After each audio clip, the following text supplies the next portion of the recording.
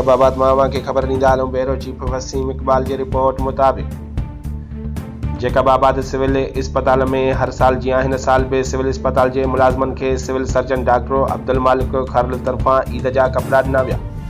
ज़िला जैकबाबाद में डॉक्टर अब्दुल मालिक खरल सिविल सर्जन सिविल इस्पताल जैकबाबाद आल सिंध पीपल्स पैरा मेडिकल स्टाफ एसोसिएशन ज़िलई सदर जहांगीर अली जमाली ऐं general secretary Raja Khan Mugeri unit civil इस्पताल जैकबाबाद जी मौजूदगीअ में सिविल सर्जन डॉक्टर अब्दुल मालिक खरल सिविल इस्पताल जे मुलाज़िमनि खे ईद जा कपिड़ा ॾिना।